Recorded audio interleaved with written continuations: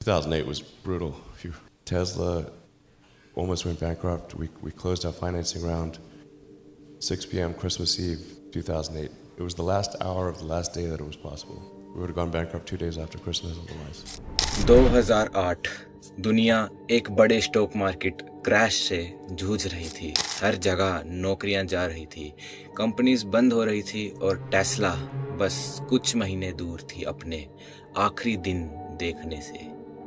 पैसे खत्म, इन्वेस्टर दूर।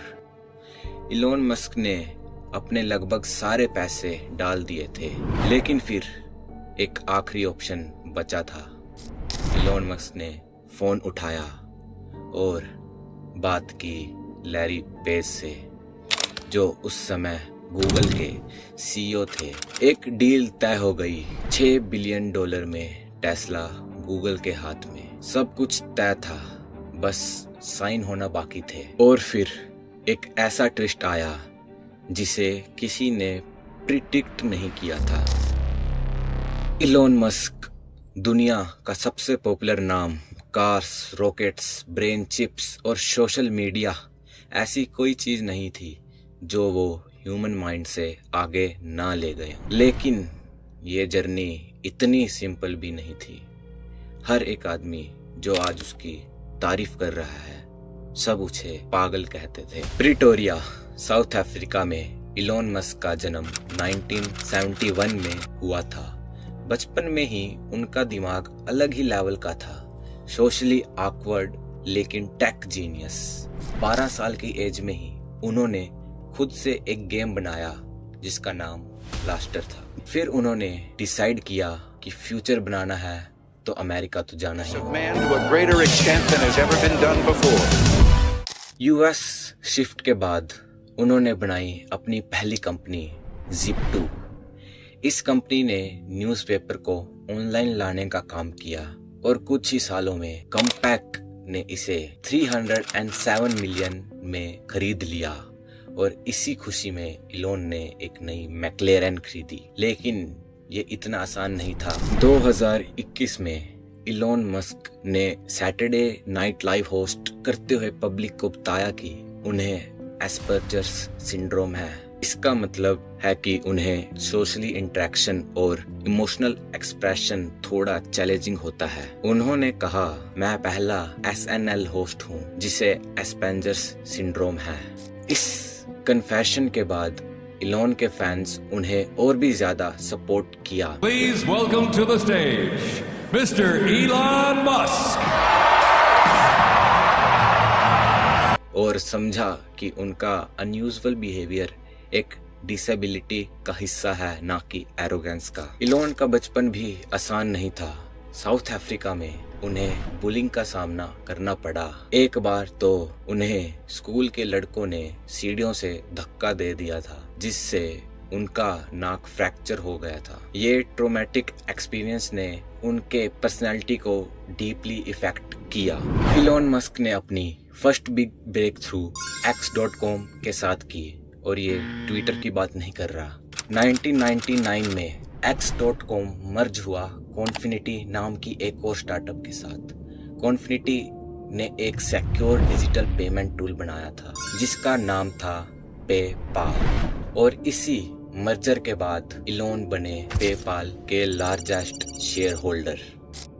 2002 में पेपाल को ईबे ने 1.5 बिलियन में एक्वायर किया। इलोन को मिले लगभग 180 मिलियन कैश। लेकिन ये सिर्फ पैसे नहीं थे, यहाँ से बना सिलिकॉन वैली का मोस्ट पावरफुल इनफॉर्मल नेटवर्क, जिसे कहा जाता है the PayPal mafia.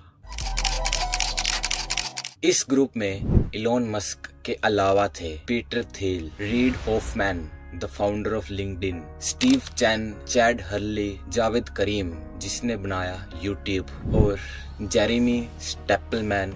Elon Musk को पेपाल का नाम कभी पसंद नहीं था। उनका कहना था कि X.com ज्यादा पावरफुल और मिस्टीरियस साउंड करता है, जो कि आगे चलकर ट्विटर का नाम बना। लेकिन मेजॉरिटी ने वोट दिया पेपाल को और इलॉन को सीईओ की पोजीशन से हटा दिया गया। 2008 दुनिया इकोनॉमिक डाउनफॉल से जूझ रही थी, मार्केट क्रैश कर रहा था और इसी केओस के बीच टेस्ला मोटर्स भी क्राइसिस में आ गया था। इलॉन मस्क ने पेपाल बेच के जो 180 मिलियन कमाए थे, उसमें से 70 मिलियन उन्होंने सिर्फ टेस्ला में डाल दिए, बाकी स्पेसएक्स और सोलर सिटी में। एक ऐसा समय भी आया जब उनके पास रेंट भरने के तक के पैसे नहीं थे। टेस्ला के बैंक अकाउंट में भी सिर्फ कुछ दिन का कैश बचा था, फैक्ट्री खाली हो गई थी। इसी क्योस के बीच इलॉन मस्क ने एक out of the box move किया। उन्होंने अपने क्लोज फ्रेंड और गूगल के को फाउंडर लैरी पेज से टेस्ला को एक्वायर करने की बात की। डील ऑलमोस्ट पक्की थी। गूगल टेस्ला को $6 बिलियन में खरीदने के लिए रेडी भी थे। इलॉन ने एक शर्त रखी, गूगल को कम से कम 3 साल तक टेस्ला को चलाना होगा और उनको सीईओ बनाए रखना होगा। लेकिन जैसे किसी मूवी के क्लाइमैक्स की तरह एक मिरेकल हो गया। टेस्ला मॉडल एस की प्री ऑर्डर सडनली बढ़ने लगी, पब्लिक इंटरेस्ट स्पाइक कर गया और ईयर एंड तक उनके पास इतना रिवेन्यू आ गया कि वो सरवाइव कर पाए। इलॉन मस्क ने गूगल वाली डील कैंसिल कर दी। सोचो अगर ये डील हो जाती तो आज टेस्ला सिर्फ किसी साइड प्रोजेक्ट के रूप में होती और इलेक्ट्रिक व्हीकल रेवोल्यूशन शायद 5-10 साल आगे हो जाता। इलॉन मस्क ने दुनिया को दिखाया कि इम्पॉसिबल सिर्फ एक माइंडसेट है।